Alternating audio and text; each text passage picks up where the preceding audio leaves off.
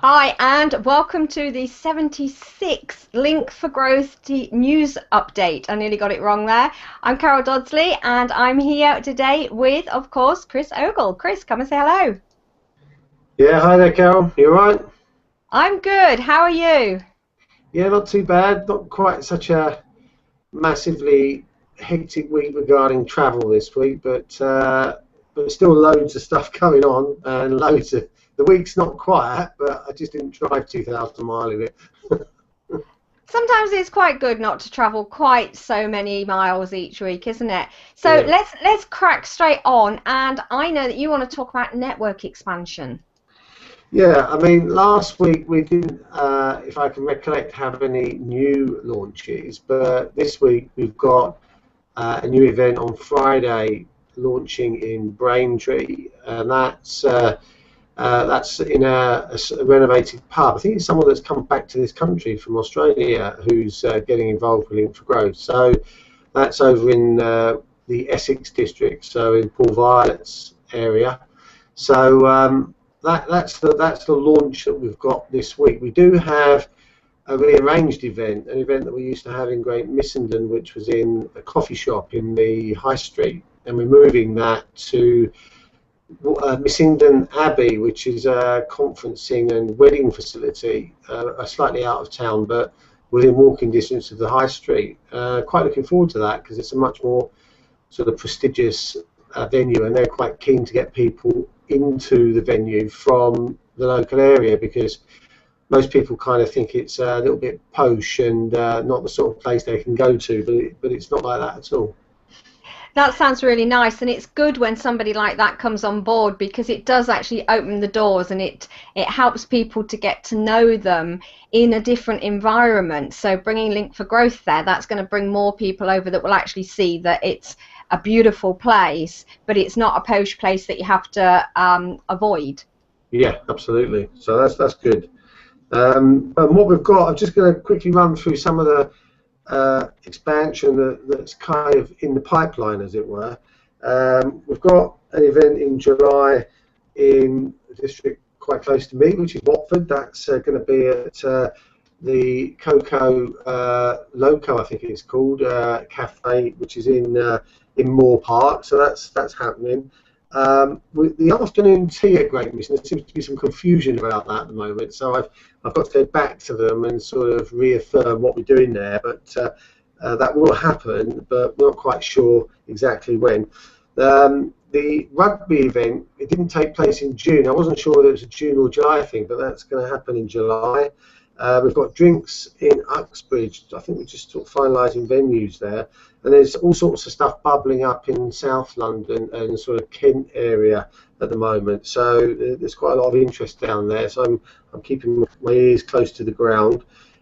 We should have confirmation on something that's happening in North Lancashire and Cumbria very shortly, and also something in the Bradford, Halifax kind of area as well. Um, the What else have we got? Saltburn has been announced on the 16th of July. That's just a little bit down the coast from Redcar, and it's I posted in the Redcar community a picture of the coastline from the venue, and it's absolutely awesome. It's right perched up on the cliff, and it's just amazing. And apparently, and the fish and chips down at the bottom are brilliant as well. So if you go to that event, you might want to stop by for some fish and chips as well. There's a couple of other things in Richmond up there. Richmond is one of them. We're looking at Hartlepool and Darlington and a few other areas up there. Jerry, who looks after areas, currently in the States, but when she gets back, I know she'll be like a ferret up a trouser leg. And made a few interesting connections in Colchester as well over the last couple of weeks. So that's in Paul's area as well. And there's actually another venue which is coming on stream. I'm not quite sure where it is yet, but it's on the way to Colchester. So there's a few things happening down that neck of the woods as well. So lots going on basically all over the place. And another venue I'm hoping to get in South Wales very shortly in Newport. The team is forming down there to get that off the ground as well. Cool. It's always great to hear of all the different places that Link for Growth is moving into. And one thing as well that I know when Jerry comes back from the US is there will also be a community TV starting for Jerry's area, which is really exciting. Yeah, yeah, so just about raising the profile of Link for Growth. I'm currently doing a diagram of the different sort of revenue streams and sort of what I call awareness marketing for Link for Growth, so that it's quite clear sort of what we should be doing in certain areas in terms of revenue generation and what other things we're doing in terms of just raising the profile of Link for Growth across the country, because you know, you've got to use all the channels available to you basically. Yeah, absolutely. And the more channels that you can use, the more that people that don't know about it are going to actually stumble across it as well. And it's because it is raising that visibility. And it's the same for all businesses. The Yeah. more channels that they can use, the more they will raise their visibility as well. So I know you just started a little bit talking about it there, but you wanted to talk about tools for growing districts. Yeah, I mean, you know, it's interesting as you start to really sort of stretch the boundaries. I mean, we're in an interesting situation right now in Link for Growth, in that you know we've been growing and growing and growing. But it's like any organisation. There's certain stages in an organisation where you have to take a leap. Really, like there's five. You know, in a business, if you've got 5 people, you know, the managing director can run that company quite effectively. But when you get 25 people, you need 5 sort of senior people to organise the other 5 people, and then one to sort of bring all those people together. And then the next massive leap is 125, because then you need the extra tier in place to support the high volumes. And that growth from 25 to 125 is where the real challenges happen. And that's where you've got to kind of make sure you're organised in the right way. And Link for Growth is kind of at that point where we kind of need to sort of make sure that we've got that we don't miss things and we don't lose things, because actually there are, and I'll come on to about the book a bit later, but you need to kind of lay the foundations down for the next spurt of growth, as it were, and that's kind of where we're headed, because the plans to double the size of Link for Growth by the year, and that's you can't do that if you don't go through this next evolution. Things to use to grow that. I mean, obviously, I can be events and getting people up and running with in places that we're not currently at is going to have to really start to take off in 6 months. So that's something that we've worked on. We've got to have a rock solid structure in place to make sure that people get supported and they've got all the documents, because the one-to-one type of relationship with up until this point isn't going to be possible at the same kind of level. So that's the first thing I want to mention is the community events. And then we've obviously got the G+ communities, and they're crucial too, because the general population to get involved in their community, which is not necessarily involved in Link for Growth, but of course Link for Growth is hosting those communities and actually facilitating lots of the things that are going on. So by natural evolution and osmosis, people become aware of what Link for Growth is about, and some people will think to themselves, actually, I really like this. This is something I really want to get involved in, and not just meeting up online, but will come and attend some of the physical events at the same time. And that's really fundamental and an important part of what we're doing. And then we've got things like the CSI Watford initiative. Now, CSI Community Student Initiative, I know Alex was talking about that on his show yesterday, and that's another way of broadening the amount of people that it's possible to engage with Link for Growth by bringing out projects which tie together different parts of the community and allow them to get involved in something, and of course then more exposed with what Link for Growth is doing. And there will be lots of different types of projects. They're not products, they're projects. They're projects that allow us to approach people and introduce an idea to them. And of course, Link for Growth is behind that idea. So consequently, they get to learn about Link for Growth at the same time. And then finally, you've got the TV platform, which is there to. Sorry, there are 2 other things actually. I'm going to talk about the TV platform first, but the TV platform allows us to use the high ranking of YouTube and the SEO and the whole linkage with the Google Plus platform, and of course Google Search, to leverage much greater SEO results for Link for Growth. plus it exposes the platform. And I'll give you a classic example. I was at an event on Thursday, and someone had watched the Richard Harrington interview and was seeing the MP for Exeter yesterday, and was very enthused to show him that video, because he said, yeah, if you want to be re-elected down here, this is the kind of technology you need to be using, which is quite an exciting prospect. And that would not have happened had we not done that interview with Richard. And there was another one as well, which I'll talk about, that came as a result of that as well. Without doing these things, we're never going to get that kind of leverage, and it's that kind of leverage that we need to accept things in the coming 6 months. Another thing is the education platform. Now, I know from experience, no matter whether we're looking for growth or not, there are hundreds of thousands of people using social media poorly. And Link for Growth can establish itself as a platform to gain that knowledge, irrespective of whether those people join Link for Growth. But once again, it's Link for Growth pioneer, and therefore the message will get out. Growth offers training and enable people to get the most out of these social media platforms. So these are all important things that we should be embracing and taking forward, and it's crucial for us to make sure that we do get these right. Yeah, obviously I'm with you there, and I'm leading on some of those things with you. One thing I just want to say to everybody, if you're struggling a little bit to hear Chris, he has got quite bad techie issues today, but there is nothing we can do about it. We are aware of it. There's nothing we can do about it. Next week Chris is actually talking to his techies, and hopefully we'll get it sorted out, but I just wanted to mention that. But this is a really important platform. You know, I'll just talk about the TV for a couple of minutes.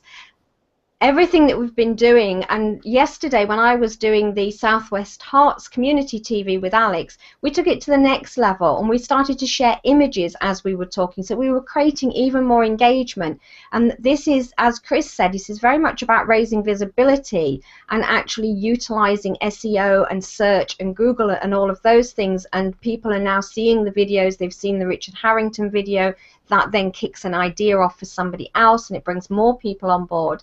But it's also about engaging. Not everybody can always turn up to a live event. Not everybody can get their message out there at a live event, because sometimes you're talking one-to-one with people. You're not actually talking to a group. Using this technology and using the online TV platform means that you actually can reach more people, and people can engage with you live even if they can't get there to talk to you in person. So there's all of those other benefits, as well as the benefits that Chris has just spoken about. Okay, so let's go on to where have you been. I'm very aware that today your connection is really not good, Chris, so I'm trying to sort of keep it moving to get us to the end of what we want to share before you crash out on us. Okay, last week I was at Peterborough on Monday, WordPress blogging workshop up with Nikki up. So in the evening I with Alex Murray from the West Hearts district, so that was Monday. Sorry, on Tuesday I was at Stanmore College talking to the students about the CSI program, the CSI Watford program. With that starts in September, but they're obviously going on holiday for the summer now. But they're really passionate about it. They're building into their 2-year syllabus, becoming embedded in what they're doing, and they're very good on that. On was the L4G drinks, which was a really interesting evening actually. A bit of a surprise, but it quite like it did. On Wednesday, Potter's Bar in the morning, and then a catch up, deeper contact district, London area, and then I went out to college to try and encourage them to do a similar that we're doing with Stanmore College, the Watford program, with not quite as much, I have to be honest, which is rather disappointing actually in the town that we're doing the work in. And then in the evening I was at Hitchin Drinks up in Hitchin, funnily enough.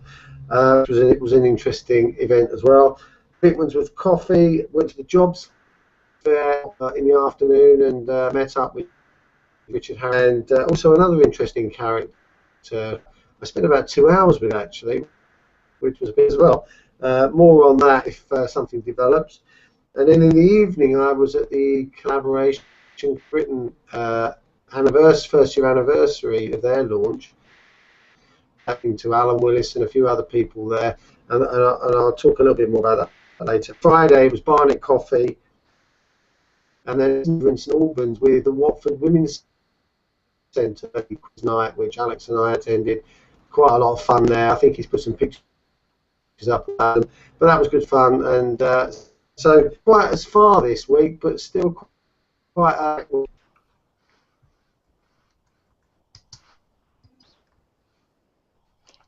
Okay, we are. I'm having. I'm not sure about the viewers, but you're really breaking up on me here, Chris. Not very clear at all. So I don't know if you want to just plough on and carry on, or if you want to sort of put the last bits together and wrap it up for today. Okay, can you hear me now? I can hear you, but you're continuously breaking up on me. Okay. A quick shout out to a couple of people. Shout out to Alex for his continued progress in Southwest Hearts. Also want to credit Nikki Pepper because she actually came up with Monday for putting some videos and some picture TV broadcasts that we're putting out. So it was that suggestion to Alex on Monday evening, which resulted in him enthusiastically pursuing that this week. And I also want to say thanks to Claire Pilikian, because I mentioned her last week, but the Barnet event this week, and she's getting a small group together in Barnet, and I think that she'll get that along swiftly as well. So a big shout out to her as well. Cool. Okay, so we're still carrying on, but we are aware, like I say, that Chris's connection today is really having problems. So the next thing would be education and learning. I just want to talk about a few. We've got a Hoots and Twitter half-day workshop, which is I believe the first. Then we've got a Facebook, same sort of thing, half-day Facebook on Thursday. That's the 4th. Then we've got an accelerated learning program for LinkedIn, which starts on the of July 2, which I think it's Tuesday, and then we've got Google Plus with Intent, which is starting the following Tuesday, which is on the 8th of July, between 2 and 3. But that's a recorded event, so that's the one of those ones where you don't have to be there every week. You can actually do what you need to. Cool. Do you still want to carry on, Chris? Because you really are breaking up quite badly this end. I just want to talk very, very briefly about events next week, and then I'll wrap up with a book which is imminent, and then we'll close. Okay, fire ahead. Okay, Tuesday we've got Ruislip, where in the evening. Wednesday, Spalding, Hinckley, Cressing and Waltham Abbey. Thursday's Coat, and Friday we've got Braintree, the Great Missenden Move, and then we've got the CSR in Watford. So they're the events for next week, and do get along to them if you can. Awesome. Okay, so that is really about the book. The second draft has been the comments have been made. There has been some bits changed, etc., etc. That's going to be finalised. Actually, I'm expecting that to go out for people to have a quick read through, and then I'm going to do the diction and all that stuff and the grammar, and then I'm hoping, with a bit of luck and following wind, we'll have a book published on Kindle by the end of next week. Cool, that's really good. And that's gone quite quickly because you only actually started writing it a few weeks ago when you were in Hungary. And I think that's a good example to share to people. You know, things can happen quickly if you want them to. So I'm really looking forward to that actually launching and being out there for everybody. Yeah, me too. It's almost like it's the bedrock of the next growth, next growth spurt, as it were. So I'm really looking forward to getting that out there. Good stuff. Okay, so shall we wrap up for today? And Yeah, I'm all done. cool. And hopefully Chris will have his techies will have sorted everything out so that at least we get to hear him properly and he doesn't keep breaking up on us next week. So we will see you then. Bye now.